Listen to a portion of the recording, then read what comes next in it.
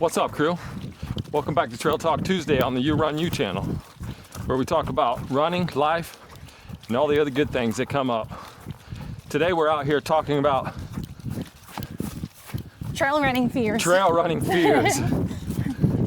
I feel like I have more of those than Jonathan does. Now we just hit the trail, sun's out, so let's get into it.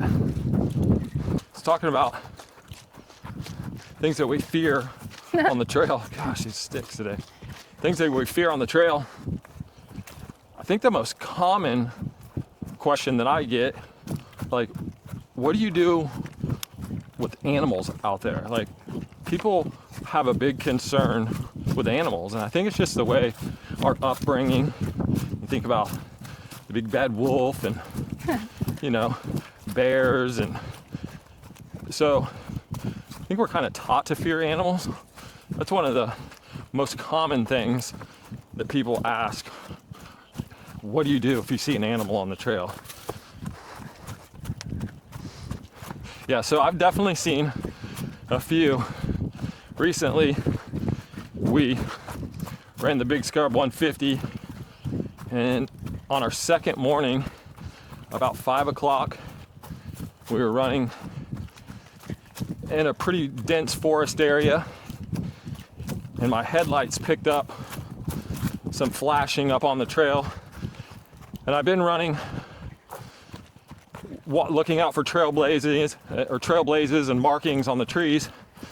So I was used to seeing flashy things on the trail, but I picked up just a slight bit of movement.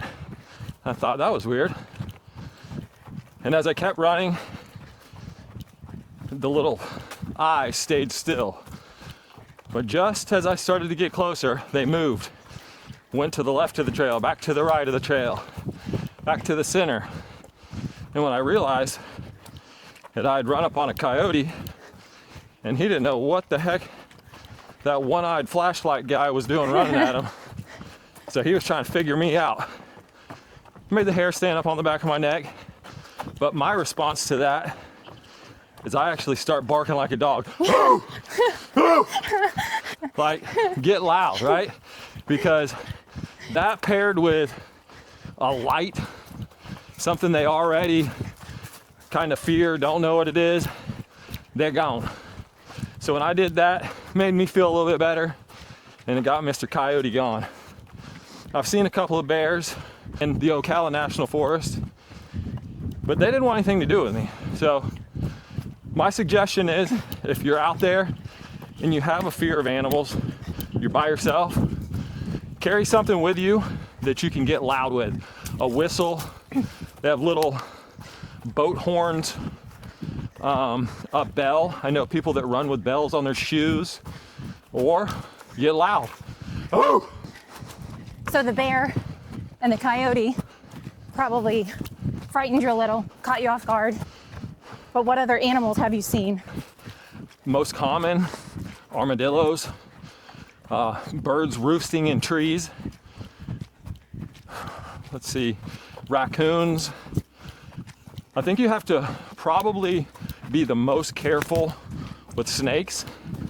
Here in South Florida, there's a pretty good opportunity to see a snake in the forest because, quite honestly, there's so much development going on. If it's not a protected area, they don't really have much else place to live. So you'll see diamondbacks, eastern diamondback rattlesnakes. You can definitely see cottonmouth water moccasins. I've seen recently a couple of coral snakes. For me, your running trail, you're gonna be looking down.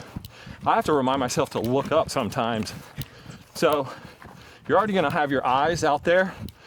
If you don't know what those snakes look like, familiarize yourself, pretty easy, quick Google search. But if you already know what they look like, just lean into that spidey sense, because I'm telling you, if you feel like something's up, more than likely something's going on.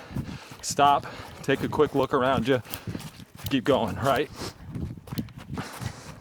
So, y'all, it wasn't until probably the last couple of trail runs with Jonathan when I would go out at night with him to pace a little bit, that I caught onto the fact that anytime something big would move and I'd kind of stop for a second and be like, what was that? He just keeps going. He really doesn't pay it too much attention because really, what are you gonna do? But he always stops and he'll tell me, he's like, it's just turkeys, come on. And I'm like, but he's told me that so many times now that now I'm like, it's not always turkeys, is it? Well, there's a lot of turkeys out there, y'all. Yeah, sure. Some big turkeys out there moving around. Well, we're just trying not to be the turkeys. Yeah. So we keep moving.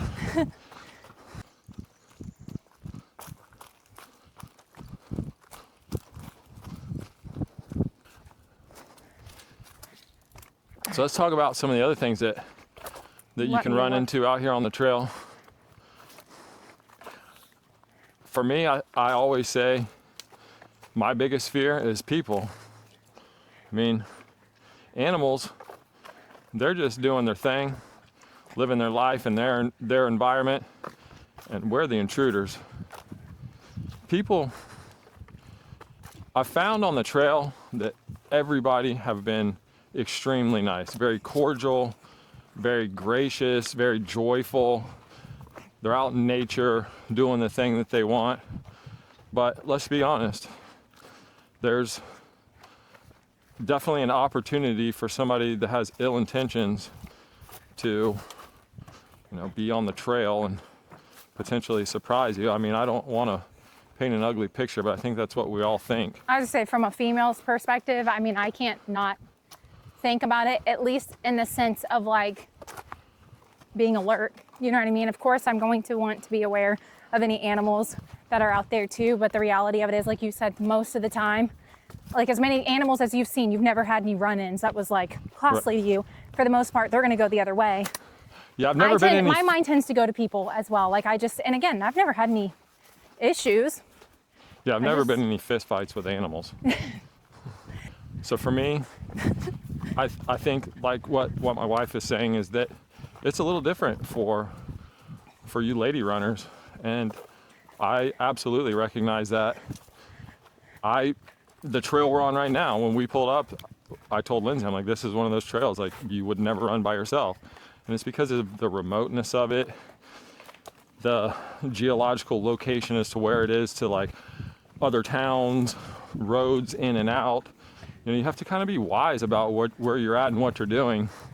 I would submit to you that a sanctioned race is the best way to go, because there's going to be other people out there. There's going to be people there looking for you consistently, waiting for you from spot to spot. Yeah. It becomes a little bit harder when you're training, but I believe there are those spots that each of us know or that we have, that we can get out there and at least get our feet on trail a little bit. It may not be. You want something with more traffic. That's like when we pulled up here, I see that there's 1 or 2 cars, but we haven't passed anybody. Yeah. You know what I mean? So there's like a happy medium there. I think you almost want a place where you know you're going to be passing people a little bit more often, I guess. I don't know, a little bit more frequently.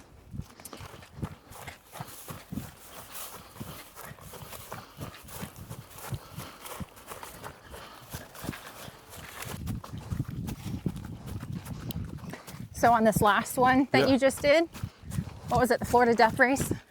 The Florida Death Race. The Florida Death Race.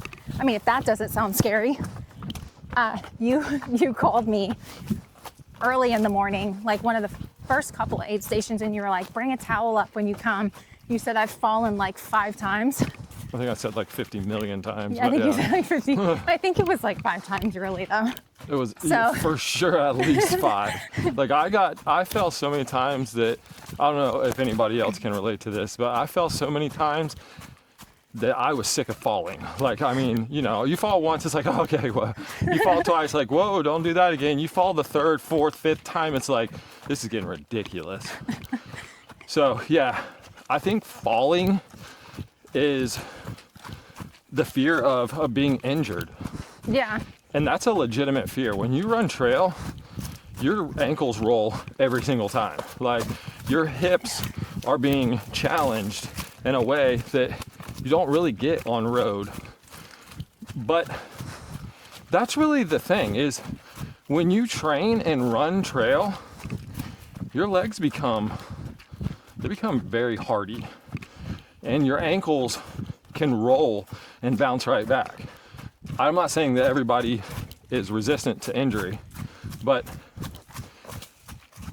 you definitely don't have to fear being hurt in such a way that help is too far away from you. I definitely think there are trails out there, there are places that are so remote that, let's put it this way, you just need to be careful. In races, again, like we said before, there's gonna be people in front of you, behind you, in the middle. They're gonna be looking for you. If you have a crew, race directors, aid station volunteers, they're all gonna be paying attention. They're all going to be somebody that you can get a hold of to come out and get a hold of you. So you gotta take that into consideration when you're out here. I mean, it's not just you going on these adventures and, if something happens, it's only you that pays the price. Like, somebody's gonna have to come save your butt. So obviously keep that in mind. And then I think that kind of ties in to what we were talking about on the trail, just being alone. Yeah. Like how those. I think we hear that probably the most, especially when it comes to nighttime. Yeah. And I think, in all honesty too, that's usually when people have a pacer hop in with them as well. On long distance races. Long distance, yeah. Because unfortunately, depending on the mileage, a lot of the races won't let you have a pacer unless I think you exceed a certain age. But unless you get out into some of these long distance, you may not have an opportunity to have a pacer. The one thing that I've learned for nighttime is you can brighten it up. You can have headlamps, waist lamps, flashlights. Yeah, we found that to be very helpful. Very helpful. Not only does it help you light up the trail in your surrounding area, but it will also help keep you awake in those wee hours of the morning, because you are focusing in such a way that your mind is having to stay connected and in tune to what you're doing. So I think that having correct lighting helps you while you're out there. Some people like to go to music at this time. I know a lot of people, they'll put on either a headset or just play music out loud. That would probably be my preference, just maybe out loud. If you do have a Bluetooth headset, call somebody. I have several friends that if I'm on one of these big pushes, they'll send me a text and be like, hey man, if you need me, call me. Because they realize, like, you get out there and you get a little lonely. On this big scrub 150 we just did, I think that was probably my biggest complaint. I was like, babe, I just feel lonely. And Lindsay jumped in with me multiple times, and thank the Lord we had the opportunity to do that. But well, because that also was very remote where you were. Yeah. So we didn't have cell service the whole time. So when we say alone, sometimes you are alone. Yeah, you're just a little blip out there in the middle For of nowhere. sure. Like, we can't even see your location and stuff like that. We're just waiting for you to pop back up on the screen. So. Yeah, and I think connecting yourself to the outside world is a way that makes us all feel secure. So, get a friend. If you can't have a pacer, get somebody on the phone. Brighten your world up. Like a single headlamp, just don't do it, right? I've learned that my old eyes just don't pick up the trail and the roots and all the things that I need to under one single headlamp. And so a waist lamp paired with that, even better for me. Holding a flashlight with my headlamp, it gives you two angles of light, and my eyes just pick up the trail so much better. So those are some things that you can do to help make yourself feel a little bit more secure, but also I think it will take away some of the loneliness on the trail when you're out there doing the thing by yourself.